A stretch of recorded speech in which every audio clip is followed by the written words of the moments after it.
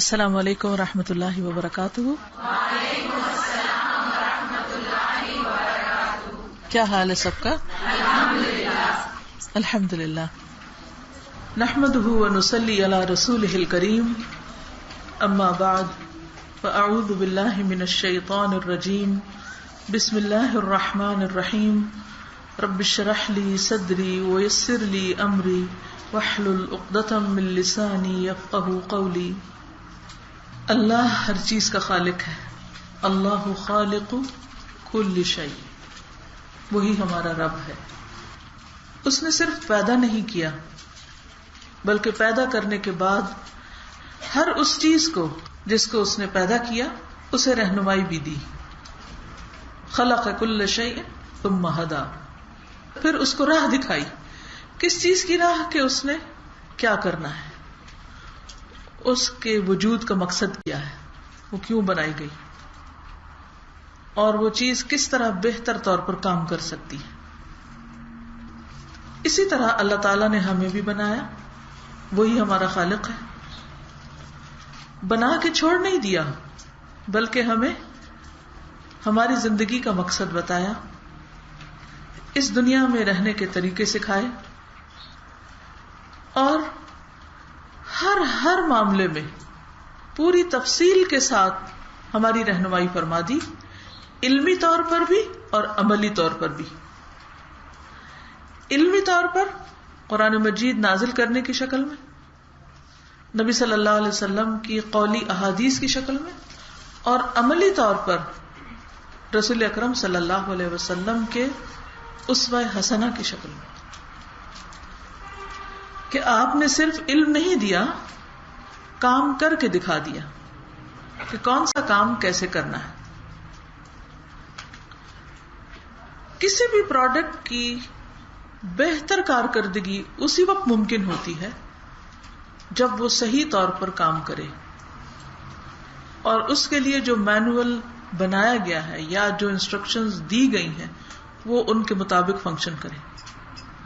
مثلاً آپ کوئی بھی مشین خریدتے ہیں تو اس کے ساتھ ایک مینول بھی آتا ہے، انسٹرکشنز بھی آتی کہ اس مشین کو اس طریقے پر چلایا جائے. اگر آپ اس کو اس کے مطابق چلاتے ہیں تو وہ دیر تک ہمیں فائدہ پہنچاتی، لیکن اگر آپ اس کے خلاف جاتے ہیں تو وہ تھوڑے ہی دنوں میں بیکار ہو جاتی.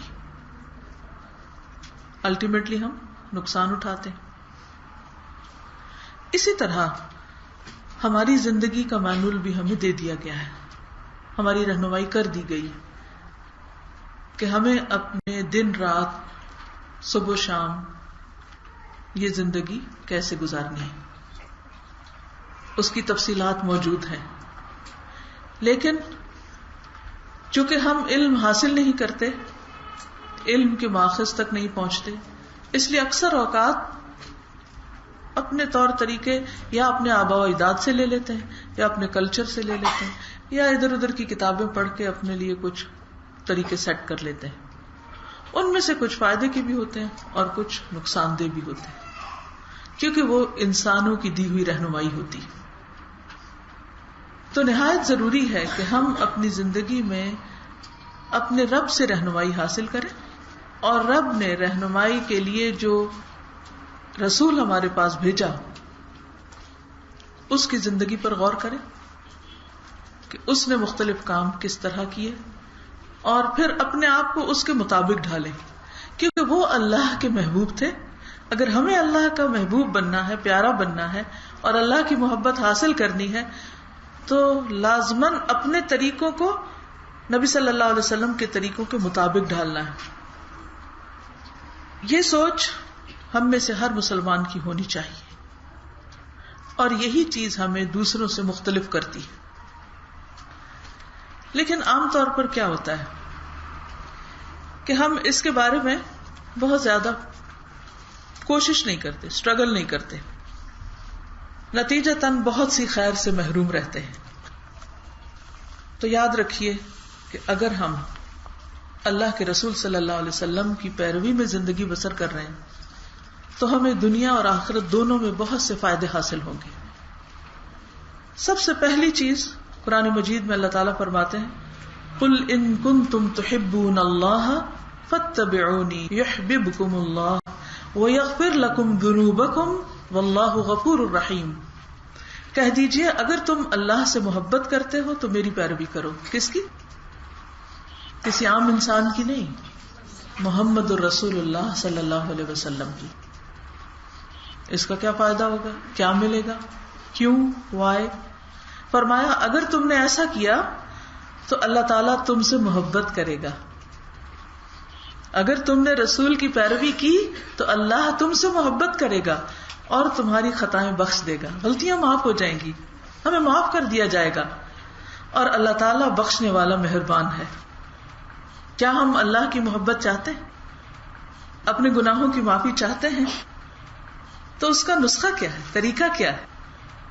اتباع رسول، نبی صلی اللہ علیہ وسلم کے طریقے پر چلنا.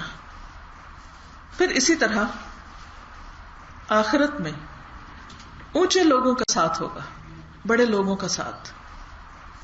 دنیا میں بڑے لوگوں کے ساتھ کے لیے اکثر لوگ تمنا کرتے ہیں. کسی وزیر اعظم سے ملاقات ہو جائے، کسی گورنر سے ہو جائے، کسی MNA سے ہو جائے، جو بھی دنیاوی اعتبار سے بڑے لوگ ہوتے ہیں، لوگ ان کی ملاقات کو اپنے لیے باعث شرف سمجھتے ہیں. یہ سب بڑے دنیا کی نظر میں بڑے ہوتے ہیں. پوری کائنات کے خالق اور مالک کی نظر میں بڑا کون ہے؟ انبیاء، صدیقین، شہداء، صالحین. ایسے لوگوں کی رفاقت، ایسے لوگوں کی کمپنی، ایسے لوگوں کا ساتھ، ان کی ملاقات کیسے نصیب ہو؟ اس کا کیا طریقہ ہے؟ کون سا راستہ جاتا ہے ان سے ملاقات کو؟ فرمایا سورۃ النساء 69 میں وَمَن يُطِعِ اللَّهَ وَالرَّسُولَ فَأُولَئِكَ مَعَ الَّذِينَ أَنْعَمَ اللَّهُ عَلَيْهِمْ مِنَ النَّبِيِّينَ وَالصِّدِّيقِينَ وَالشُّهَدَاءِ وَالصَّالِحِينَ وَحَسُنَ أُولَئِكَ رَفِيقًا. اور جو کوئی اللہ تعالیٰ اور رسول کی پیروی کرے گا پس وہ ان لوگوں کے ساتھ ہوگا، یعنی جنت میں، جن پر اللہ تعالیٰ نے انعام کیا، پیغمبروں، صدیقوں، شہیدوں اور صالحین میں سے. اور سب سے اچھی رفاقت، کمپنی، دوستی یہی ہے، سب سے اچھی صحبت یہی ہے. کیونکہ آپ دیکھیے انسان کہاں خوش ہوتا ہے؟ اپنے پسندیدہ لوگوں کے بیچ میں بیٹھ کر. یہ لوگ اللہ کے پسندیدہ ہیں، تو ان کی کمپنی کس قدر پسندیدہ ہوگی اور کتنی پرلطف ہوگی. دنیا کی جتنی بھی اچھی اچھی نعمتیں ہیں وہ اچھے دوستوں کی رفاقت میں اور زیادہ اچھی ہو جاتی ہیں. ان کی موجودگی میں چیزوں کا رنگ بدل جاتا ہے. وہی چیز ہوتی ہے، اگر آپ کا محبوب آپ کے ساتھ ہے تو اسی چیز کو آپ اور طرح انجوائے کرتے ہیں. اور اگر ایسا شخص آپ کے ساتھ ہے کہ جس سے آپ کو کوئی ضد ہو یا جس سے آپ کو نفرت ہو تو اچھی سے اچھی چیزیں اٹھا پھینکنے کو دل چاہتا ہے کہ نہیں چاہیے. یہ باقی سب چیزیں انسانوں کے تابع ہیں، انسانوں کے لیے بنی ہیں، اور ان سے انسان فائدہ اور لطف، لذت اسی وقت حاصل کر سکتا ہے جب اس کے ساتھ کمپنی اچھی ہو. ایسے لوگ جو اللہ اور رسول کی اطاعت کریں ان کو اچھی کمپنی، اچھی صحبت نصیب ہوگی. پھر یہ کہ عظیم الشان کامیابی نصیب ہوگی، عظیم الشان کامیابی نصیب ہوگی.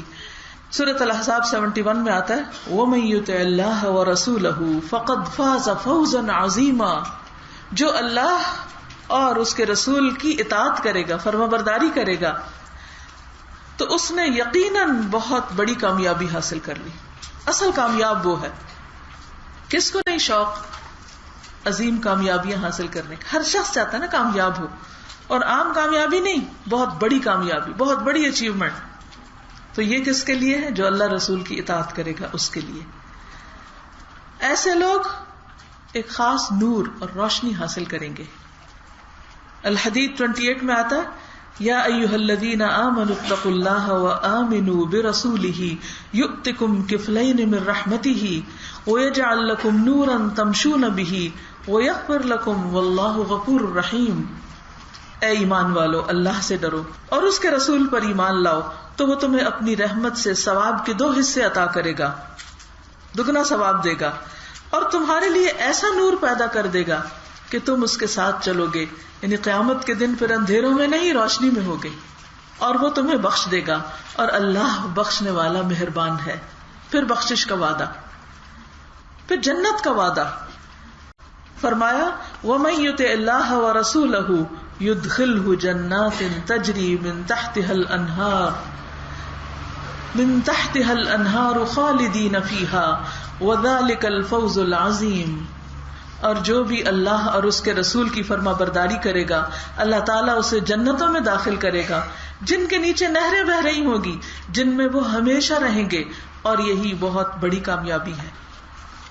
یہ خوشخبریاں کس کے لیے ہیں؟ جس کی زندگی اللہ رسول کی اطاعت میں گزرے، ان کے طریقے پر گزرے، ان کی فرما برداری میں گزرے۔ اب یہ زندگی کیا چیز ہے؟ یہ زندگی صبح شام سے مل کر بنتی ہے، صبح شام ملا کر، دن اور رات ملا کر زندگی کا ایک دن بنتا ہے، اور پھر دن ملا کر ہفتے، اور ہفتے ملا کر مہینے، اور مہینوں سے سال، اور سال ہا سال پر محیط ایک زندگی ہوتی ہے۔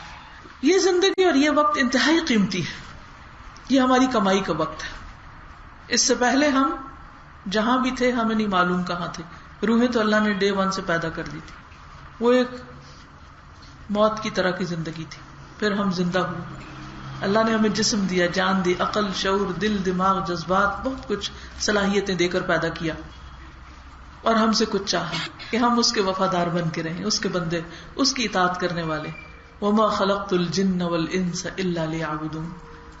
پھر عبادت کے طریقے سکھانے کے لیے اس نے اپنے رسول بھیجے، محمد رسول اللہ صلی اللہ علیہ وسلم کو ہمارے لیے عملی رہنمائی کا ذریعہ بنا کے بھیجا، ان کی سنت کو محفوظ کر دیا، اور پھر یہ ہم پہ چھوڑ دیا کہ ہم اس کو کتنا سیکھتے ہیں، جانتے ہیں، پہچانتے ہیں، کتنا اس کا تعارف حاصل کرتے ہیں، اور کتنا اس کے مطابق اپنی زندگیوں کو بدلتے ہیں، کیونکہ وہ ایک کرائیٹیریا ہے، وہ ایک پیٹرن دے دیا گیا کہ اس کے مطابق چاہیے۔ مثال کے طور پر آپ اگر کوئی چیز آرڈر کرتے ہیں تو پہلے آپ کیا کرتے ہیں؟ اس کا سیمپل دیتے کہ ایسی چیز چاہیے، اس کا سائز یہ، اس کا رنگ یہ، اس کی شکل ایسی ہے، اس کی خوشبو ایسی ہے، اس کا ذائقہ ایسا، وغیرہ وغیرہ، ہر چیز ڈیفائن کرتے ہیں۔ تو اللہ سبحانہ وتعالیٰ بھی جنت کے لیے لوگوں کی سلیکشن کر رہا ہے۔ جنت انتہائی خوبصورت جگہ ہے کہ اس سے خوبصورت کوئی جگہ ہے ہی نہیں۔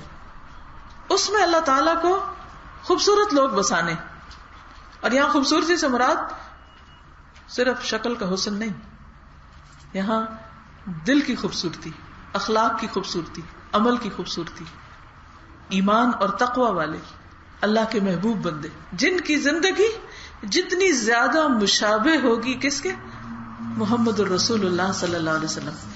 اس لیے ہم سب کی یہ تڑپ اور تمنا ہونی چاہیے کہ ہم ہر پہلو میں دیکھیں کہ آپ کیا کرتے تھے، اس موقع پہ آپ نے کیا کیا، اس موقع پہ کیا کیا۔ کچھ صحابہ کرام کی صرف یہی دوڑ رہتی تھی، یہی دلچسپی رہتی تھی، یہی تجسس رہتا تھا، اسی چیز کے پیچھے لگے رہتے تھے کہ اچھا آپ نے اس موقع پر کیا کیا۔ مثلاً مکہ فتح ہوا، آپ خانہ کعبہ کے اندر تشریف لے جاتے ہیں، اندر جا کے نماز پڑھتے ہیں، جب باہر نکلتے تو صحابہ پوچھتے کس طرف رخ کر کے نماز پڑھی، کون سے پلر کے پاس، کیا کیا، ایک ایک چیز۔ اچھا کس رستے سے گزرے، کہاں بیٹھے، سواری کہاں روکی، کون سا لباس پہنا ہوا تھا، یعنی ایسی چھوٹی چھوٹی ڈیٹیلز صرف وہی جاننا چاہتا ہے جس کے اندر واقعی محبت ہو، اور آپ کی محبت ہمارے ایمان کا حصہ ہے، اس کے بعد ایمان ہی قبول نہیں۔ اگر ہمارے دلوں میں ہمارے نبی کی محبت نہیں تو ایمان قابل قبول ہی نہیں۔ تو محبت یہ سب کچھ سکھاتی ہے، محبت کے بغیر یہ دلچسپی پیدا نہیں ہوتی کہ آپ جانیں کہ ہمارے نبی کب سوتے تھے، کب جاگتے تھے، جاگنے کے بعد کیا کرتے تھے، پھر وہ دن کیسے گزارتے تھے، پھر رات کو کیا کرتے، پھر یعنی پورے دن کی روٹین کیا ہوتی تھی، پھر پوری زندگی کی آپ کی کیا روٹین تھی، آپ نے کیا کیا، کیسے کیا، کب کیا، کتنا کیا۔ یہ صرف وہی جاننا چاہے گا جس کو آپ سے محبت ہوگی اور وہ اللہ کا محبوب بندہ بننا چاہے گا، تاکہ اللہ تعالیٰ اس کو پسند کر لے، اس کو چن لے اور اسے اپنی ابدی جنتوں میں بسا دے، جس کے بعد کوئی موت نہیں، کوئی خاتمہ ہے ہی نہیں، وہ اصل گھر ہے. وَإِنَّ الدَّارَ الْآخِرَةَ لَهِيَ الْحَيَوَانُ لَوْ كَانُوا يَعْلَمُونَ. ہم دنیا کے گھروں پہ راضی ہو جاتے ہیں, دنیا میں کچھ مل جائے بس اس میں گم ہو جاتے ہیں, اور پھر اس کے اندر اپنی انجوائمنٹ ڈھونڈنے لگتے ہیں. نہیں, گھر تو کہیں اور ہے, منزل تو کہیں اور ہے.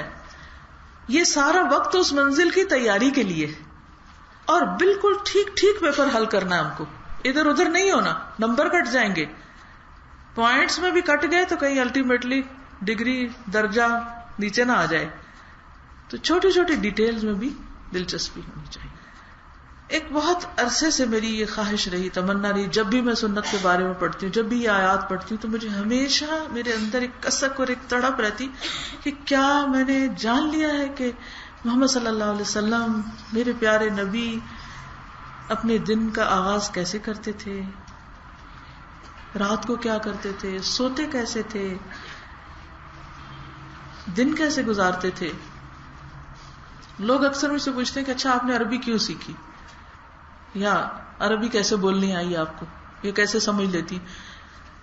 میں نے کہا میرا صرف ایک شوق تھا, صرف ایک, اور وہ شوق یہ تھا کہ میں وہ ایکسپیرینس کرنا چاہتی تھی کہ حضور صلی اللہ علیہ وسلم اور صحابہ کیسے باتیں کرتے تھے, کس زبان میں بات کرتے تھے, اور وہ کیا بولتے تھے.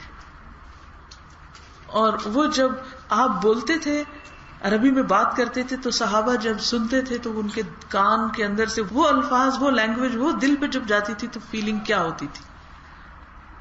آج اردو میں ہم حدیثیں 10 دفعہ سنائیں, وہ بات بنے گی نہیں جو عربی بات کر کے اس کو سنائی جائے جو عربی سمجھتا بھی ہو, اور وہ پھر دل پہ جائے. تو یہ صرف یہ ایک شوق تھا جس نے مجھے عربی زبان سیکھنے پہ مجبور کر دیا, اور میں نے اپنے شوق سے سیکھی. اور جب شوق لگ جاتا ہے تو پھر انسان کو رستے بھی مل جاتے ہیں, پھر محنت شروع کر دیتا ہے, پھر وہ قطرہ قطرہ جمع کرنا شروع کر دیتا ہے, پھر اللہ تعالیٰ آسانی بھی کر دیتا ہے. تو اسی طرح یہ ہمیشہ سے میرا شوق رہا کہ میں جانوں کہ آپ کی جب صبح آنکھ کھلتی تھی تو آپ کیا کرتے تھے, اور کیا میں وہی کرتی ہوں.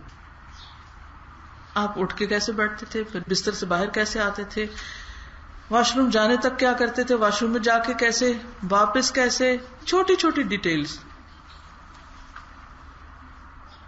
اور پھر یہ کہ صحیح احادیث کی روشنی میں, اور پھر وہ اس طرح ہو کہ میں عمل بھی کر سکوں, وہ طریقہ ہو کہ میں بھولوں تو مجھے یاد آ جائے. میرے پاس کوئی ایسی چیز ہو کہ میں اپنے آپ کو بار بار چیک کرتی رہوں, اچھا یہ میں نے کر لیا, یہ میرے اندر آ گیا, اچھا ابھی نہیں آیا, اچھا پھر, تاکہ بار بار بھولو تو پھر یاد آئے. اسی شوق اور اسی جذبے نے یہ چند احادیث اور اذکار جمع کروائی جو سونے جاگنے سے متعلق ہے. اس میں یہ دعویٰ تو نہیں کیا جا سکتا کہ 100% ہر چیز آ گئی, لیکن ایک انسانی کوشش کی حد تک جو کچھ مل سکا, جو محدود علم کے مطابق جان سکے, اس کو آپ کے لیے اکٹھا کیا گیا اس میں. اور اس میں صرف میری کوشش نہیں, ایک پوری ٹیم ہے اس کے پیچھے جنہوں نے ان احادیث کو دوبارہ ایک ایک چیز کو ویریفائی کیا, حدیث کی کتابوں میں دیکھا, اور ان کے الفاظ کو چیک کیا, پھر ترجموں کو چیک کیا, پروف ریڈنگ, ایڈیٹنگ, ٹائپنگ, اور پھر اس کو کورل میں لے جانا, اور پھر سارا دن بغیر کچھ کھائے پیے کام کرنا, گھر والوں کی ڈانٹ سننا, اور پھر جب یہ کتاب پشاور پہنچی تو ان کی راتوں کا جاگنا تاکہ یہ چھپ جائے آپ کے آنے سے پہلے اور آپ کی خدمت میں پیش ہو جائے. کیونکہ یہ سارا کچھ میں زبانی لیکچر دے کے بھی جا سکتی تھی, میں آتی سناتی چلی جاتی, اور آپ سنتے واہ واہ کرتے چلے جاتے. پھر بعد میں کوئی چیز یاد آتی, کہاں سے چیک کرتے, آپ کے پاس تو کچھ نہ ہوتا. اور پھر اگر جو دعائیں آپ پڑھیں گے تو یہ یاد ہی نہیں ہے تو کہاں سے یاد کریں. کیا آپ میں سے ہر ایک کے پاس اتنا ٹائم ہے کہ آپ میں سے ہر ایک جا کے بڑی بڑی کتابوں سے یہ سب کچھ پڑھے, پھر اس کو اپنے لیے نوٹ کرے, اور پھر اس میں یہ چیک کرے کہ کیا صحیح ہے اور کیا ضعیف ہے, اور پھر اس کے بعد یہ ہے کہ وہ سارا کچھ اپنے ہاتھ سے لکھے یا ٹائپ کرے. سارے لوگ نہیں کر سکتے. تو اس لیے آپ کی خدمت میں پکی پکائی کھیر حاضر ہے. اب آپ کو چکھنی ضرور ہے, کیونکہ جب کوئی بہت محنت سے کچھ پکاتا ہے نا تو اس کا کیا دل چاہتا ہے کہ لوگ اس کو کھائیں اور شوق سے کھائیں، خوشی سے کھائیں، اور اگر ان کا دل بھرا ہوا ہے پہلے سے ہی کچھ اور کھا کے تو چکھے ضرور، کیا پتہ لطف آ جائے اور ساری کھا لیں. تو الحمدللہ اللہ کا شکر ہے کہ کتاب آپ کے ہاتھوں میں ہے. آپ اردو بھی پڑھ سکتے ہیں، عربی بھی پڑھ سکتے ہیں. میں صرف ایک دفعہ آپ کے ساتھ ریڈنگ کر دوں گی تاکہ آپ کے لیے کوئی چیز اگر کلیئر نہیں تو پھر واضح ہو جائے. اور اس کے بعد آپ کا کام کیا ہے بتائیں گے؟ آپ کیا کریں گے اس کے بعد؟ الحمدللہ پہلا کام عمل. پہلا کام انشاءاللہ ہم عمل کریں گے اور اپنے آپ کو بار بار چیک کریں گے. اچھا یہ میں کرنے لگ گئی، ٹھیک ہے، ہو گیا، ٹک ٹک ٹک. نہیں ہوا، اچھا میرے تو اتنے مارکس کم ہیں، اپنی ایویلویشن خود ہی کر لیں، ٹھیک ہے. اور اس کے بعد کیا کریں گے؟ نمبر 2، عمل کے بعد دوسروں تک پہنچائیں گے. اس کا نقطہ آغاز کیا ہوگا؟ گھر والے. Very good. اپنے بچوں سے شروع کریں، اپنے شوہر، اپنے بہن بھائی، اپنے رشتے دار. اچھا بتائیے کہ فیملی ٹری ہے آپ کے پاس؟ سارے خاندان کی لسٹ ہے؟ اگر نہیں تو صلہ رحمی کیسے ہو سکتی؟ اگر یہ جانتے ہی نہیں، آپ اپنا نسب نامہ ہی نہیں جانتے، نانی دادی کا نام ہی بھول چکے ہیں بچے. اب واقعی ایسی جنریشنز آ رہی ہیں دنیا بھر کے، ان کو فلم سٹارز اور ہیروز اور معلوم نہیں کیا سب کا پتا ہوگا، اپنے خاندان کا نہیں پتا، رشتوں کے نام نہیں پتا، خالہ کس کو کہتے ہیں، پھوپھی کس کو کہتے ہیں.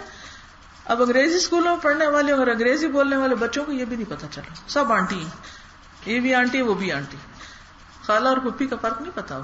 تو اس لیے کسی وقت ان کو لے کے بیٹھے اور ان کے سامنے اپنی امی ابا سے شروع کر کے پھر ان کے جتنے بچے، پھر ان کے آگے جتنے بچے. اب تو انٹرنیٹ پہ ایسے پروگرام بھی موجود ہیں، ایسی سائٹس موجود ہیں کہ جن کے اندر آپ سبسکرائب کر لیں تو وہ آپ کو پورا آپشن دیتے ہیں، آپ بھرتے جائیں جتنے بھی آپ کے رشتے دار ہیں سب کے نام ٹائپ کر لیں تو، اور اس کو دوسروں کے ساتھ شیئر کریں، اپنے بہن بھائیوں کے ساتھ، تاکہ وہ بھی اپنے اپنے بھریں اور ان نام پوچھیں. ابھی ریسنٹلی میرے ایک بھائی جا رہے تھے باہر، تو ہم نے ایک سارے خاندان کو اکٹھا کیا، تو میں نے اپنے بیٹے کو یہ ٹاسک دیا کہ تم ایک چھوٹا سا کوئز رکھو سب کے لیے. تو اس کے 4 حصے کیے ہم نے، ایک ریلیجن، فیملی، پاکستان اور ریلیجن 2. ریلیجن میں کیا تھا کہ جیسے مختلف اسلامی تاریخ یا سیرت سے سوال، اور پاکستان میں پاکستان سے متعلق کچھ چیزیں، فیملی میں فیملی سے متعلق مختلف لوگوں کے نام اور ڈیٹ آف برتھ اور اس طرح کی، اور چوتھی چیز ریلیجن 2 جیسے فقہی سوالات وغیرہ ہوتے ہیں اس طرح کے. تو الحمدللہ سب لوگ جب آگے تو اسی طرح ہم سب بٹھا دی، اور ایک بورڈ کے اوپر وہ تھوڑا سا وہ بنا کے کوئز کا نقشہ، اور پھر کوسچنز، اور ٹیمز بنا دی ہر فیملی کی ایک ایریا میں جو بیٹھے ہوئے تھے. میں اس لیے صرف شیئر کر رہی ہوں آپ سے کہ آپ لوگ بھی اس کو کر سکتے ہیں. اس کا ایک فائدہ تو یہ ہوا، ورنہ کیا ہوتا ہے جب سب لوگ کھانے پہ آتے ہیں ہر کوئی کھانا اٹھاتا ہے، کوئی وہاں بیٹھ گیا کوئی وہاں بیٹھ گیا، ینگ بچے الگ بیٹھ گئے، چھوٹے بچے الگ بیٹھ گئے، ادھم مچا دیا، کچھ خواتین الگ بیٹھ گئی، مرد الگ بیٹھ گئے. بھائی کٹھے کس لیے ہوئے تھے جب آپس میں سب نے کوئی ایک دوسرے سے شیئر نہیں کیا. اور پھر ہم عام طور پہ کہتے رہتے ہیں اچھا بچے الگ ہو جائیں، بچے چلے جائیں یہاں سے تاکہ ہم اوٹ پٹانگ باتیں کر سکیں. تو اس میں یہ ہوتا ہے کہ وہ ہمارا وقت ضائع ہو جاتا ہے. ایک چیز ایسی، کوئی نہ کوئی گیم، کوئی نہ کوئی چیز ایسی ہونی چاہیے کہ جس میں سارے چھوٹے سے لے کے بڑے سب انوالو ہوں، اور بچوں کو بتاؤ کہ بڑے کیا بات کر رہے ہیں، ان کو بھی بات کرنی آئے، اس سے بھی ان کے اندر میچورٹی آتی.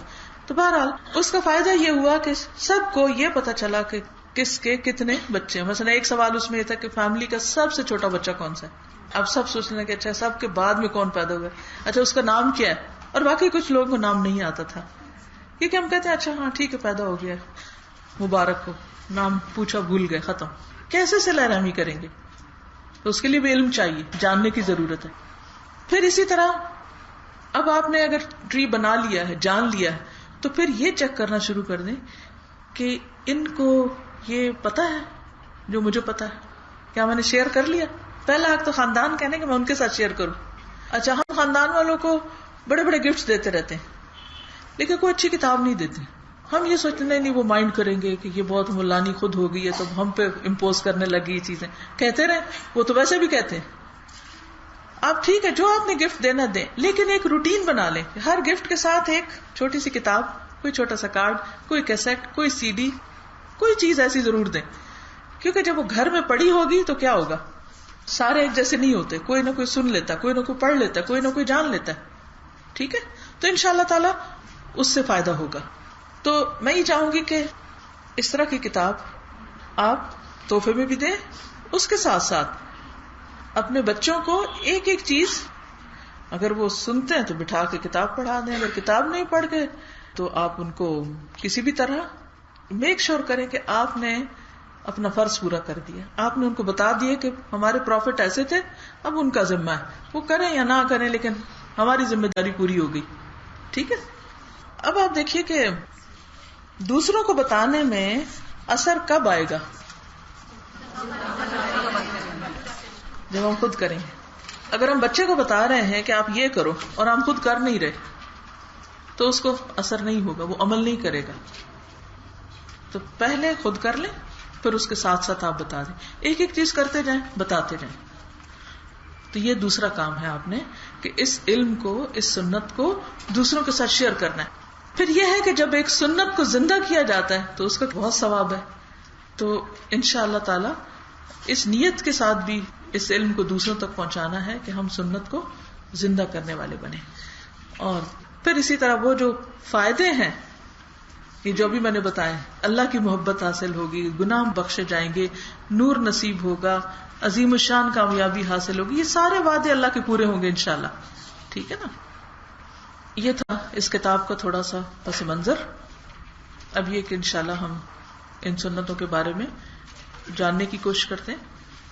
قرآن مجید میں اللہ تعالیٰ فرماتے ہیں وَخَلَقْنَاكُمْ أَزْوَاجًا وَجَعَلْنَا نَوْمَكُمْ سُبَاتًا وَجَعَلْنَا اللَّيْلَ لِبَاسًا وَجَعَلْنَا النَّهَارَ مَعَاشًا.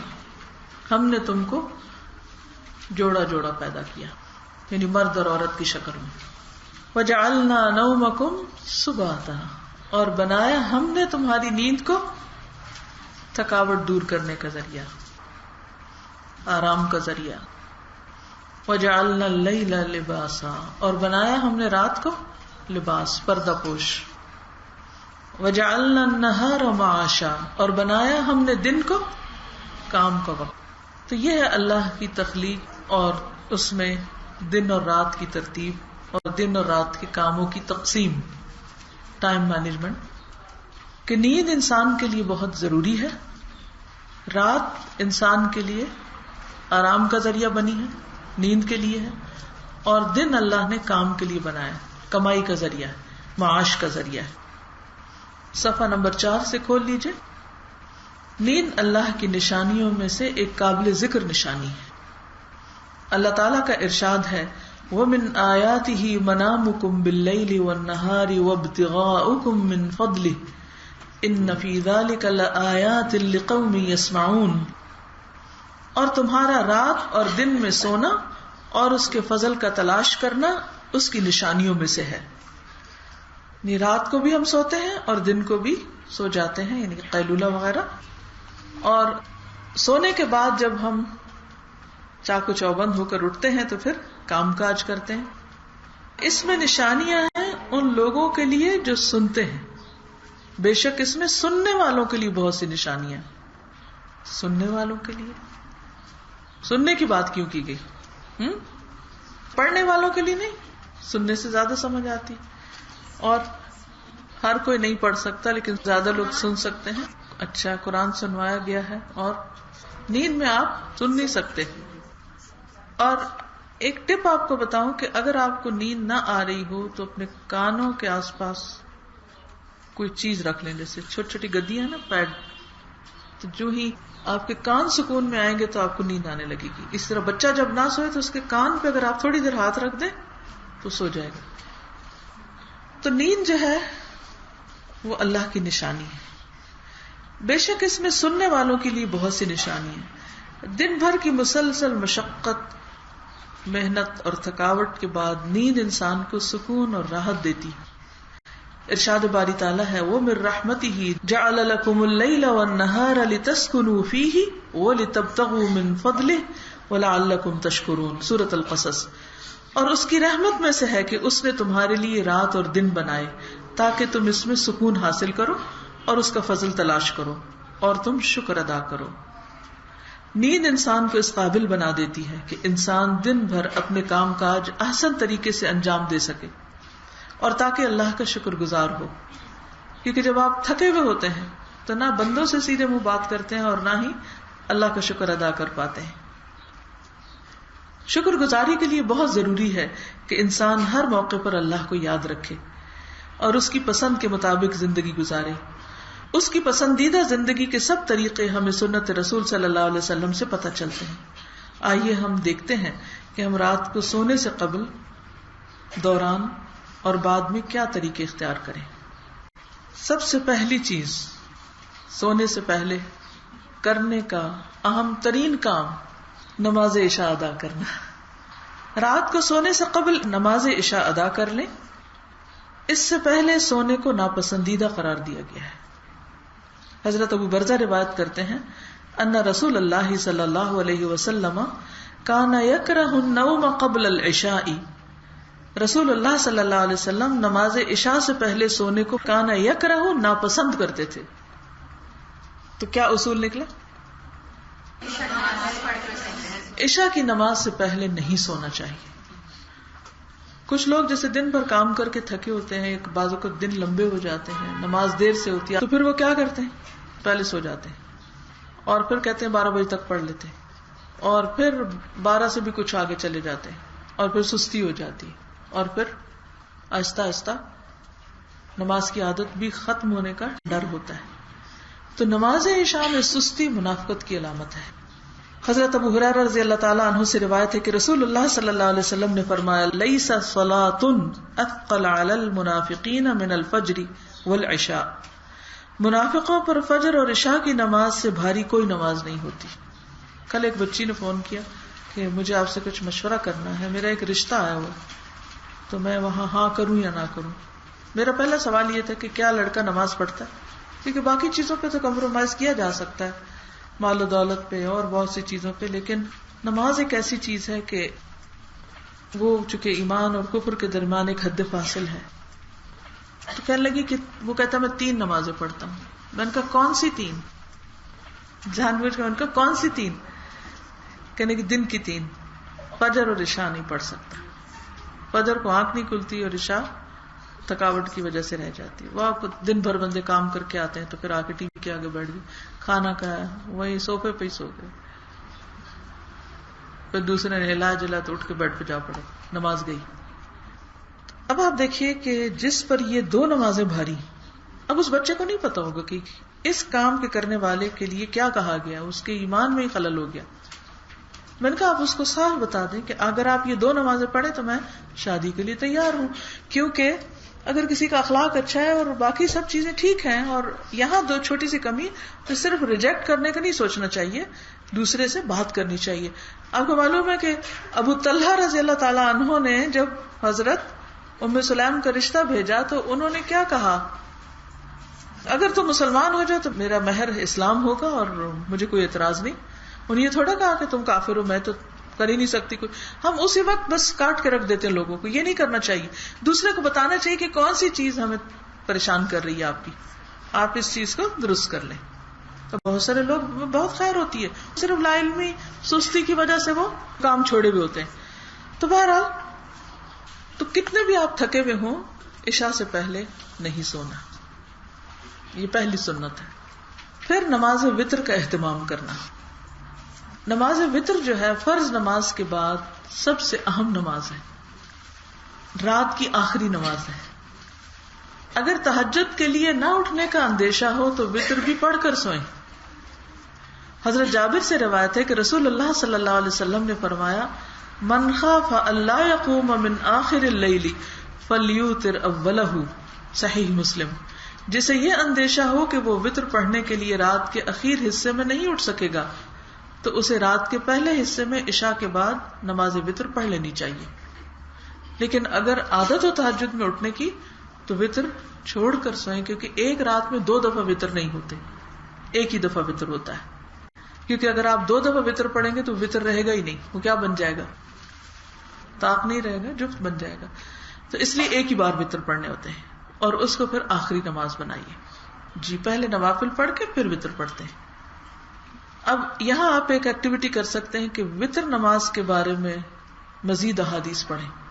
مثلا بلوغ المرام ایک کتاب ہے، اس میں بہت سی احادیث آپ کو مزید وتر کے بارے میں ملیں گی، ان کے پڑھنے کا طریقہ یا اس کی فضیلت یا اس میں کب پڑھنے چاہیے، کتنے پڑھنے چاہیے وغیرہ وغیرہ. تیسری چیز، جلد سونا. نماز عشاء کے بعد سونے میں تاخیر نہ کریں. رسول اللہ صلی اللہ علیہ وسلم عشاء کے بعد باتیں کرنا پسند نہیں فرماتے تھے سوائے کسی اشد ضرورت کے. حضرت ابو برزہ روایت کرتے ہیں کہ ان رسول اللہ صلی اللہ علیہ وسلم کان یکرہ النوم قبل العشاء والحدیث بعدها. رسول اللہ صلی اللہ علیہ وسلم نماز عشاء سے پہلے سونا اور نماز کے بعد باتیں کرنا ناپسند فرماتے تھے. نماز عشاء سے پہلے سونا پسند نہیں کرتے تھے اور نماز عشاء کے بعد باتیں کرنا ناپسند فرماتے تھے. کانا یکرہ، یکرہ کا کیا معنی ہوتا ہے؟ کراہت کا. آپ اس سے کراہت کرتے تھے کہ عشاء کے بعد بہت باتیں کی جائیں. کراہت. اب اس کی انٹینسٹی محسوس کیجئے. اچھا ہمارا طریقہ کیا ہے؟ ہم لوگ کیا کرتے ہیں؟ ہم جلدی سے عشاء پڑھ لیتے ہیں تاکہ پھر گپ شپ کریں. بالکل اپوزٹ. اس میں کیا حکمت ہے کہ انسان آخری چیز نماز کو بنائے اور اس کے بعد پھر سو جائے، کیونکہ انسان جب اللہ کے ذکر کے ساتھ پاکیزہ وضو وغیرہ کر کے سوتا ہے، کام ڈاؤن ہوتا ہے، اس کی سلیپ زیادہ بہتر ہوتی ہے. 12 بجے نماز قضا ہو جاتی ہے، افضل ٹائم نکل جاتا ہے، یعنی کہ وقت گزر جاتا ہے. لایانی گفتگو سے پرہیز کرنا. حضرت جابر سے روایت ہے کہ رسول اللہ صلی اللہ علیہ وسلم نے فرمایا ایاکم والسمر بعد ہدوء اللیل. الادب المفرد للبخاری. رات کا اندھیرا پھیل جانے کے بعد، اور ہدوء کا مطلب ہوتا ہے رات پرسکون ہونے کے بعد. اندھیرا پھیلنے سے زیادہ یہاں ہدوء کا معنی ہوتا ہے جب رات پرسکون ہو جائے، یعنی رات گہری ہو جائے. اندھیرا پھیلنے سے مراد مغرب کا اندھیرا نہیں ہے یہاں کہ اسی وقت پھر سو جائے انسان. ہدوء اللیل، رات پرسکون ہونے کے بعد لایانی گفتگو سے پرہیز کرو. یعنی آپ نے یہاں حکم دے دیا کہ ایسا نہیں کرو، زبان سے بھی روکا. ایک آپ کا عمل ہے اور ایک آپ کے حکم ہے، دونوں طرح روکا ہے. آپ دیکھیں گے کہ بعض احادیث میں صرف آپ کا عمل پتہ چلتا ہے تو ہم اس کو دیکھ کے اپنا عمل بدل لیتے ہیں. بعض میں آپ کی پسند اور ناپسند کا پتہ چلتا ہے. پچھلی حدیث سے ناپسندیدگی پتہ چلی. بعض احادیث میں آپ زبان سے بول کے روکتے ہیں کہ ایسا نہیں کرو، تو وہ ہم دیکھتے ہیں کہ یہاں پر آپ نے زبان سے بھی منع کیا. آپ نے دیکھا ہوگا کہ بعض اوقات آپ کی نیند رات کو ڈسٹرب رہتی ہے اور اس میں آپ کو وہی باتیں بار بار خواب میں آ رہی ہوتی ہیں جو آپ نے سونے سے پہلے کی ہوتی ہیں. اس کی کیا وجہ ہے؟ یعنی اس عمل کا لایانی باتیں کرنے اور لڑائی جھگڑے اور غیبت اور ادھر ادھر کی فضول بے مقصد بے معنی باتیں کرنے سے آپ کے اندر ایک عجیب سی، آپ کے پورے سسٹم میں ایک بےچینی آ جاتی ہے. آپ اندر سے ڈسٹرب ہو جاتے ہیں. پھر جب آپ لیٹتے ہیں تو کافی دیر سوچتے رہتے ہیں اس نے مجھے یہ کیوں کہہ دیا، اس نے فلاں نے یہ کیوں کہا، فلاں یہ ایسا کیوں کرتا ہے، ایسا نہیں ٹھیک، وہ نہیں ٹھیک. کرتے کرتے پھر کیا ہوتا ہے کہ آپ وہی چیزیں سوچتے ہیں، وہ پھر آپ کے عمل کا، شخصیت کا ایک حصہ بن جاتی ہیں. آپ نے کئی دفعہ نوٹ کیا ہوگا کہ اگر بچہ کسی خاص بات پر روتے روتے سویا ہے تو وہ رات کو بعض اوقات نیند میں باتیں کر رہا ہوتا ہے، رو رہا ہوتا ہے، بول رہا ہوتا ہے. کبھی ہوا ایسے؟ وہی چیز مانگ رہا ہوتا ہے اور صبح اٹھتا ہے تو پہلی بات وہی کرتا ہے، کیونکہ وہ ہمارے شعور سے لاشعور تک میں چلی جاتی ہیں وہ باتیں جو ہم آخری بات رات کو کرتے ہیں. تو اس لیے باتوں کے ساتھ دن کا اختتام نہیں کریں، اللہ کے ذکر کے ساتھ کریں. اور ایک اور چیز یہ بھی ہے کہ نیند موت سے بہت قریب ہے. نیند موت کی بہن ہے. جب انسان سوتا ہے تو اس کی ایک روح لے لی جاتی. اب اگر آپ سو رہے ہیں اور اس سے پہلے آپ کسی سے لڑ جھگڑ کے اور غیبتوں کی پٹاری باندھ کے سوئے ہیں اور اٹھے ہی نہیں دوبارہ، کس قدر خسارے میں. انجام اختتام کس چیز پر ہوا؟ آخری عمل کیا ہوا؟ سوچئے ذرا.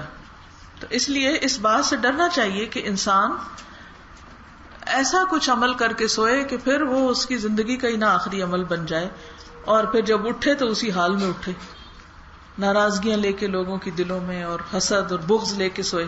یہ نہیں ہونا چاہیے. اب سونے کا مرحلہ شروع ہونے والا ہے تو سب سے پہلے بسم اللہ پڑھ کر دروازے بند کریں گھر کے.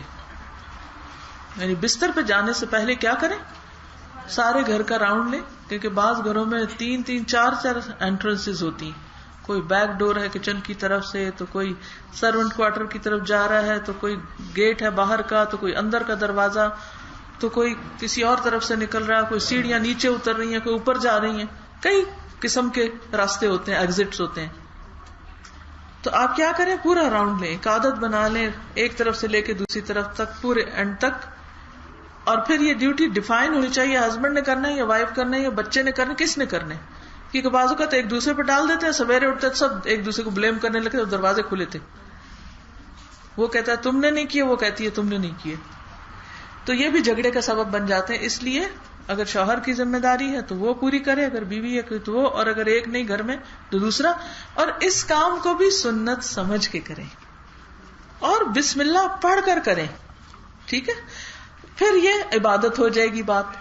حضرت جابر بن عبداللہ فرماتے ہیں کہ رسول اللہ صلی اللہ علیہ وسلم نے فرمایا اغلق الابواب واذکر اسم اللہ فإن الشیطان لا یفتح بابا مغلقا. صحیح مسلم. دروازوں کو بند کر لیا کرو اور اللہ کا نام لے لیا کرو، کیونکہ شیطان بند دروازے نہیں کھولتا. یعنی چور شور بھی نہیں آئیں گے پھر. ٹھیک ہے نا. تو آپ اپنے گھر کو ایک طرح سے محفوظ کر لیتے ہیں اللہ کے نام کے ساتھ. آگ بجھانا. سونے سے پہلے گیس اور بجلی کے آلات احتیاط سے بند کر دیں، یعنی میک شور.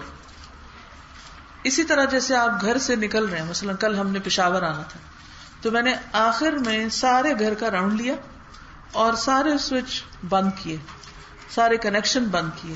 جیسے بعض اوقات ایسا ہوتا ہے نا کہ اے سی کا بٹن ہے وہ کھلا ہے، گرمیاں گزر گئی اور ہم بند ہی نہیں کیا، بس تو جلدی کر دینا چاہیے، کیونکہ بجلی کی فلکچویشن ہوتی ہے تو وہ آلات کو ویسے بھی نقصان دیتی. تو اس کو بھی بند کر دیں. کمپیوٹر جہاں کنیکٹ کرتے ہیں وہاں بند کر دیں. اگر زیرو کے بلب لگے، کچھ بھی جہاں جہاں جتنے بھی کنیکشن ہیں سارے بند کریں، کیونکہ کبھی شارٹ سرکٹ ہو سکتا ہے، کچھ ہو سکتا ہے خدا نہ خواستہ. تو اس کو بھی اپنے تھنگس ٹو ڈو کی لسٹ میں ڈال لیں کہ گھر سے نکلنے سے پہلے اور خصوصاً سونے سے پہلے سنت سمجھ کر کیا کریں؟ آگ بند کر دیں، چولہا بند کر دیں، بجلی بند کر دیں. حضرت سالم اپنے والد سے روایت کرتے ہیں کہ رسول اللہ صلی اللہ علیہ وسلم نے فرمایا لا تترکوا النار فی بیوتکم حین تنامون. صحیح بخاری. تم اپنے گھروں میں، تو نہیں تم ہے، جمع کا صیغہ ہے لا تترکو، تم اپنے گھروں میں آگ کو جلتا نہ چھوڑو جس وقت تم سو رہے ہوتے ہو.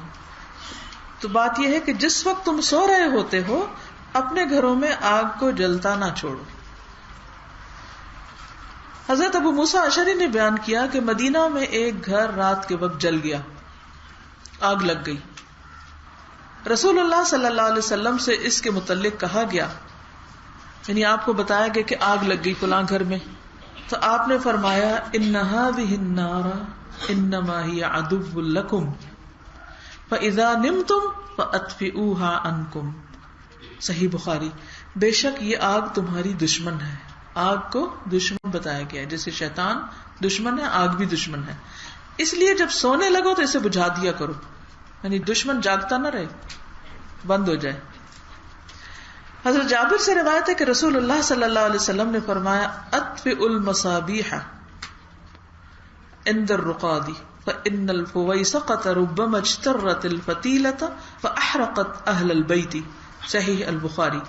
رات کے وقت چراغ بجھا دیا کرو، کیونکہ کبھی کبھی چوہیا چراغ کی بتی لے جاتی ہے، یعنی تیل میں منہ ڈال کے وہ چراغ کی بتی لے گئی اور گھر والوں کا سامان جلا دیتی.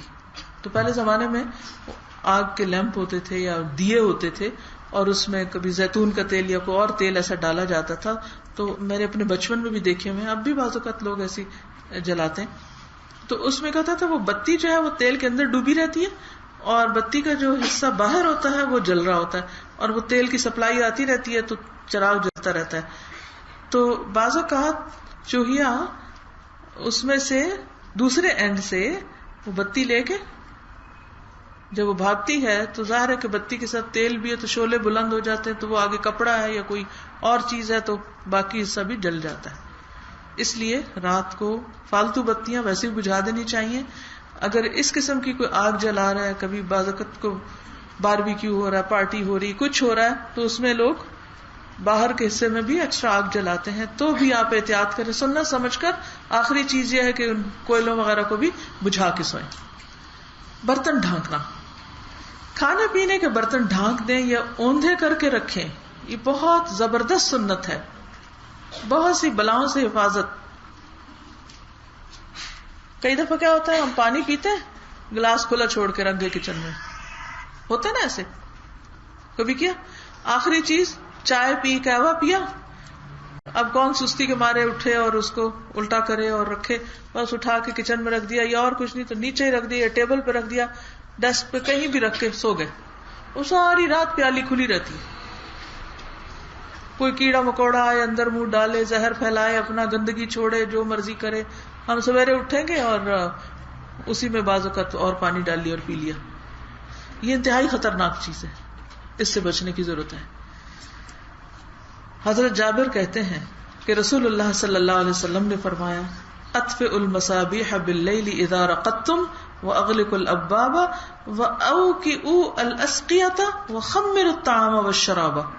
جب رات کو سونے لگو تو چراغ بجھا دیا کرو، دروازے بند کر لیا کرو، مشکیزوں کے منہ باندھ دیا کرو.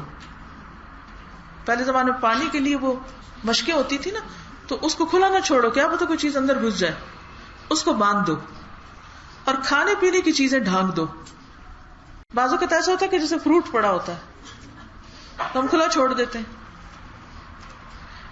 اس کو کھلا نہیں چھوڑے، اس کے اوپر کوئی اچھا سا اپنی کاریگری دکھائیں، کوئی کروشیا بنائیں، کوئی اور اس طرح کی چیز، تو یا کوئی سادہ کپڑا ہی لے کر اس کے اوپر پھیلا دیں، خالی نہیں چھوڑیں. کہ کئی دفعہ کیا ہوتا ہے کہ رات کو جو ہوتی ہے نا چپکلی، جب آپ سو جاتے ہیں تو وہ آ کے آپ کے پھلوں شلوں کے اوپر کھانے پینے کے خوب سیر سپاٹا کر کے جاتی ہے، یا کوئی چوہی پھر رہی ہوتی ہے تو وہ آ کے انجیکٹ کر جاتی ہے اپنا اندر اس میں کچھ، اور آپ کہتے ہیں چھوٹا سا سوراخ کیا نا، منہ سے کاٹا صاف کیا کھا لیا، تو وہ کیسی کیسی بیماریاں اندر چلی جاتی ہیں ہمیں اندازہ ہی نہیں ہوتا. It's unhygienic. لیکن ہم صرف اس اینگل سے نہیں کریں گے، یہ ہم کس لیے کریں گے؟ ہمارے رسول نے ہم کو یہ بتایا تھا صلی اللہ علیہ وسلم، ہم اس لیے کریں گے. گلاس اگر آپ نے پانی پیا تو کیسے رکھیں گے؟ الٹا کر دیں گے. قہوہ پیا ہے تو کپ الٹا کریں گے. اسی طرح کچن میں برتن الماریوں میں رکھ دیں گے. اگر پڑے ہیں کسی چھبے وغیرہ میں تو کیا کریں گے؟ اوپر کپڑا رکھ دیں گے. فروٹ وغیرہ ڈھانک دیں گے. ہر چیز ڈھانک کے نکلے. یہ سلیقہ سیکھنا بہت ضروری. یہ نہیں آٹا کھلا، چاول کھلے، پلیٹیں بچوں نے کھائیں وہ ایسے ہی پڑی ہیں سنک میں، کاکروچ آ رہے ہیں، کھا رہے ہیں، پی رہے ہیں، پل رہے ہیں، موٹے ہو رہے ہیں، چوہے پھر رہے ہیں، کوئی خبر نہیں. کیا ہے اصل میں ہم نے قرآن کورس جوائن کیا ہوا ہے اور ہم بہت مصروف ہو گئے ہیں، اس لیے ہم اتنے پھوڑ ہو گئے ہیں. کیا نمونہ پیش کر رہے ہیں ہم دین کا؟ طالب علم تو ایسے نہیں کرتا. یہ بیسک سلیقہ ہے جو سنت سے ہم سیکھ رہے ہیں. میں سوچتی ہوں کہ نبی صلی اللہ علیہ وسلم کی نظر کتنی بڑی تھی، کیا کیا انہوں نے ہمیں بتایا. عورتوں کے کرنے والے کام ہیں یہ سارے، تو آپ نے اس میں بھی ہمیں رہنمائی دی کہ کچن کیسا ہو. تو کھانے پینے کی چیزیں ڈھک دیا کرو. حضرت جابر سے روایت ہے کہ غط الاناء واوق السقا واغلق الباب واطفئ السراج فإن الشيطان لا يحل سقاء ولا يفتح بابا ولا يكشف اناء فإن لم يجد أحدكم إلا أن يعرض على إنائه عودا. برتنوں کو ڈھانپ دو، مشکیزے کا منہ باندھ دیا کرو، دروازے بند کر دیا کرو، چراغ بجھا دیا کرو، اس لیے کہ شیطان بندھے ہوئے مشکیزے کو، بند دروازے کو، ڈھکے ہوئے برتن کو نہیں کھولتا. اگر تم میں سے کسی کو کوئی چیز نہ ملے تو اس کی چوڑائی میں لکڑی ہی رکھ دے. ٹھیک ہے، یعنی کہ کوئی کپڑا نہیں ہے، کوئی ڈھکن نہیں، کوئی برتن نہیں، تو کیا کرے پھر؟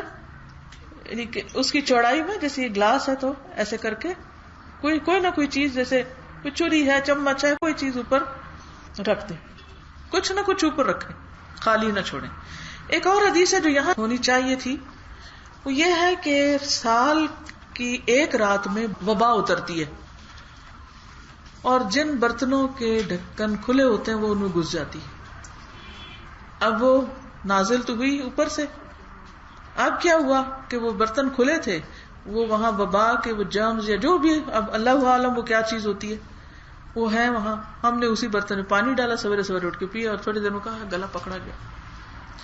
میں تو کچھ کھایا ایسا نہیں، کوئی بدپریزی نہیں کہ بس میرے گلے میں خراش شروع ہو گئی ہے. ان نون ریزن، کوئی پتہ نہیں کہاں سے آیا، پتہ نہیں آج کیا ہوا، آج تو میرے اسٹمک میں بہت پین ہے. خبر ہی نہیں ہم کو کہ وہ کہاں سے آئی تھی کوئی چیز، اور وہ ہم نے کھا لی. کھلا کھانا پڑا، کھلا پانی پڑا، کھلے برتن پڑے، وہی کھانا پینا ہم شروع کر دیتے ہیں. ان چیزوں سے بچنے کی ضرورت ہے اور سنت سمجھ کے بچنے کی ضرورت ہے. تو آپ دیکھیے، تجربہ کر کے دیکھ لیے، اگر آپ ریلیجسلی اس کو فالو کریں گے تو انشاءاللہ یہ جو وبائی امراض ہیں ان سے بچیں گے. پھر وضو کا پانی اور مسواک تیار کر کے سونا. حضرت سعد بن ہشام سے روایت ہے کہ ام المومنین سیدہ عائشہ نے رسول اللہ صلی اللہ علیہ وسلم کے وطر کے متعلق بیان کرتے ہوئے بتایا، کننا نعد لہ سواکہ و طہورہ، ہم آپ صلی اللہ علیہ وسلم کے لیے مسواک اور وضو کا پانی آپ کے بیدار ہونے سے پہلے تیار کر کے رکھ دیتے تھے. اب تو یہ کہ اب ہر جگہ ٹیپ لگے ہوئے ہیں، ہیٹر ہیں، گیزر ہیں، کولر ہیں، ہر چیز موجود ہے، واٹر پمپ ہے، مشینیں ہیں، مختلف طرح سے پانی آٹومیٹیکلی مل جاتا ہے. لیکن اب بھی کئی گاؤں گھر وغیرہ ایسے ہوتے ہیں کہ جہاں لوگ پانی بھر کے رکھتے ہیں. اچھا، صبح پہ کیوں نہیں چھوڑا گیا؟ کیونکہ اس میں سستی ہوگی. اگر رات کو آپ اپنا پانی، لوٹا، ہر چیز گرم کا انتظام کر کے سوتے ہیں تو صبح اٹھ کے مثلاً آپ نے بس گیزر کا صرف بٹن دبانا ہے، جتنی دیر میں آپ وضو کے لیے فارغ ہوتے ہیں اتنے میں پانی گرم ہو گیا، نہانا ہے تو نہا لیے، وضو کرنا ہے تو وضو کر لیا. یہ سارا بندوبست رات کو. اب مثلا میری عادت کیا ہے کہ جیسے صبح کے جو کپڑے ہوتے ہیں میں عموماً رات کو نکال کے لٹکا دیتی ہوں، تولیہ بھی رکھ لیا، سب چیزیں رکھ لی. بھول گئے تو الگ بات ہے، لیکن جو ضرورت ہے چیزیں صبح، کیونکہ صبح کا وقت بڑا قیمتی ہوتا ہے. رات کا وقت جو ہوتا ہے نا، سونے سے پہلے تھکا ہوا ہوتا ہے. اگر آپ اس طرح کے کام، یہ اٹھا ادھر رکھ ادھر، ایک تو چھوٹی چھوٹی واک ہو جاتی، دوسرا یہ کہ اس میں آپ کو بہت عقل استعمال نہیں کرنی پڑتی، تو وقت بچتا ہے. صبح میں بس آپ واش روم میں گئے، جلدی سے نہائے، تولیہ بھی رکھا ہوا، سب کچھ رکھا ہوا تیار، اور نہائے دھوئے اور نکلے اور اپنا کام جلدی شروع کر دیا، چاہے عبادت کا، چاہے پڑھنے لکھنے کا، یا کچھ بھی. اگر آپ نے صبح اٹھ کے یہ کام شروع کیا تو پھر آدھا وقت تو اسی میں گزر جائے گا، تہجد کا وقت بھی نکل جائے گا، فجر بھی لیٹ ہو جائے گی، اسکول لیٹ ہو جائے گا، بہت سی تاخیریں ہو جاتی.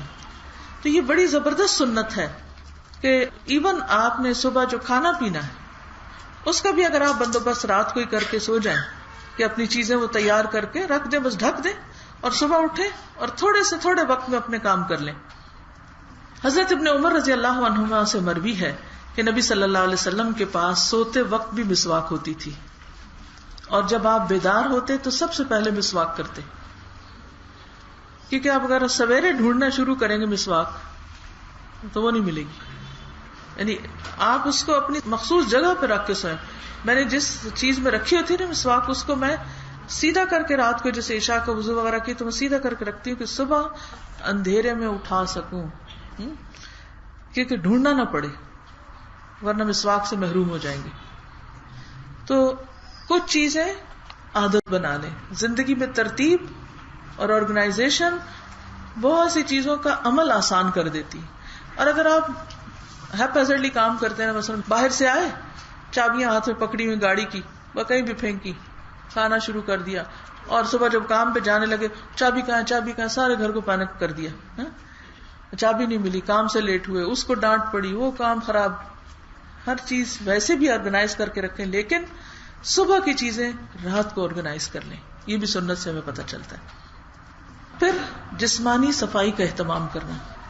حضرت سہل سے روایت ہے کہ رسول اللہ صلی اللہ علیہ وسلم نے فرمایا، من نام وفی یدہ غمر ولم یغسلہ فاصابہ شیء فلا یلومن الا نفسہ. سنن نبی داؤد. جو شخص اس حال میں سو گیا کہ اس کے ہاتھ پر چکنائی لگی رہ گئی اور اس نے اسے دھویا نہیں اور پھر اسے کچھ ہو گیا، یعنی کسی چیز نے کاٹ لیا، تو پھر وہ اپنے آپ ہی کو ملامت کرے. بعض اوقات ہم کچھ کھاتے ہیں یا ویسے ہی کسی چیز میں ہاتھ ڈالتے ہیں اور پھر ہم سوچتے ہیں اچھا ٹشو ہی کافی. ٹشو سے ہر چیز نہیں اترتی بعض اوقات. تو وہ کیا ہوتا ہے کہ ہم سو رہے ہیں، کوئی کیڑا کاٹ گیا، تو پھر کسی اور کو ملامت نہ کریں، اپنے آپ کو ہی کریں. تو ہم سب کو اس کا بھی لحاظ رکھنا ہے کہ رات کو جسم صاف ستھرا کر کے سوئیں. ایک اور چیز اس میں یاد رکھیے، جب فرشتے جان نکالنے کے لیے آتے ہیں تو وہ کیا کہتے ہیں؟ سورۃ النحل کی آیت ہے وَقِيلَ لِلَّذِينَ اتَّقَوْا مَاذَا أَنزَلَ رَبُّكُمْ قَالُوا خَيْرًا لِلَّذِينَ أَحْسَنُوا فِي هَذِهِ الدُّنْيَا حَسَنَةٌ وَلَدَارُ الْآخِرَةِ خَيْرٌ وَلَنِعْمَ دَارُ الْمُتَّقِينَ جَنَّاتُ عَدْنٍ يَدْخُلُونَهَا تَجْرِي مِن تَحْتِهَا الْأَنْهَارُ لَهُمْ فِيهَا مَا يَشَاءُونَ كَذَلِكَ يَجْزِي اللَّهُ الْمُتَّقِينَ الذین تتوفاہم الملائکۃ طیبین. وہ لوگ کہ فرشتے ان کی جان لیتے ہیں، تتوفاہم فوت کرتے ہیں ان کو، طیبین اس حال میں کہ وہ طیب ہوتے، عمدہ ہوتے. طیب انسان کون ہے؟ جو صاف ستھرا ہے، پاکیزہ ہے، عمدہ انسان، عمدہ حالت میں. یقولون آتے ہیں سلام علیکم، آ کے سلام کرتے ہیں، ڈرائیں گے نہیں. اب دیکھیے کہ ایک وہ شخص جو آپ کے گھر میں سلام کر کے داخل ہو اور ایک وہ جو اچانک داخل ہو، فرق ہے نا. تو فرشتے بھی آئیں گے. کل بھی بیٹھی میں ایسی سوچ رہی تھی، ایسے موت کو یاد کر رہی تھی تو سوچ رہی تھی کہ فرشتہ کیسے آئے گا، اس کی شکل کیسے ہوگی. جو میں پہلی دفعہ اس کو دیکھوں گی تو پھر میرا کیا حال ہوگا. کچھ لوگ تو ان کو دیکھ کے ڈر جائیں گے اور کچھ لوگ ان کو دیکھ کے خوش ہو جائیں گے. تو وہ بھی کچھ لوگوں کو دیکھ کر خوش ہوں گے اور ان کو سلام کریں گے اور کچھ لوگوں کو ڈانٹ کریں گے. تو اگر ہم طیب ہیں، طیب الاخلاق، طیب حال میں رہنے والے، تو پھر کیا ہوگا کہ وہ سلام کریں گے، سلام علیکم ادخلوا الجنۃ بما کنتم تعملون. چلو جنت میں داخل ہو جاؤ بوجہ اس کے جو تم عمل کر رہے تھے، یہ جو تم کام کرتے تھے. تو یہ عمل کو بہت بڑے بڑے کارنامے نہیں ہوتے، یہ عمل یہ چھوٹے چھوٹے ہوتے ہیں. یہ چھوٹی چھوٹی وہ ایک ڈاٹ ہوتا ہے جو جمع ہوتا ہے تو پھر ایک پوری تحریر بن جاتی. تو یہ جو ایک بھی ڈاٹ، ایک سنت پر عمل کرنا ہے نا، یہ ایک ڈاٹ لگانا ہے. مثلاً بستر کو جھاڑنا اور بستر کو صاف رکھنا. اور بستر پہ بعض اوقات کوئی نجاست بھی پڑ جاتی ہے. اب یہ تو نہیں کہ وہ نجس ہو گیا تو آپ کہیں کہ اچھا ادھر سے نہیں ادھر سے الٹ کے جانے دو. یعنی بعض لوگوں کے بیڈ روم میں داخل ہو تو پتہ چلتا ہے کہ کتنی گندگی. تو صاف رہنے کی عادت جو طہارت جو نصف ایمان ہے. جسم کی طہارت، لباس کی طہارت، بیڈ شیٹس کی طہارت، تولیے کی طہارت، واش رومز کی طہارت، ان سب چیزوں کی صفائی ایمان کا حصہ ہے. تو جب رات سونے جائیں نا تو بس سوچا کریں کہ بس پتہ نہیں اب اٹھنا ہے کہ نہیں. روز موت کو یاد کر کے سویا کریں، پتہ نہیں اٹھنا ہے کہ نہیں، اللہ اعلم.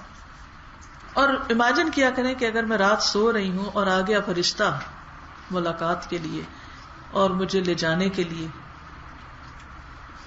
تو میں کیا کر کے سوئی ہوں، تیار ہوں جانے کے لیے. یہ بھی ہمیں قرآن مجید سے ہی پتہ چلتا ہے نا. تو اس لیے بہت ضروری ہے کہ ہم محاسبہ بھی کر کے سوئیں اور اپنے آپ کو طیب حالت میں سنائیں.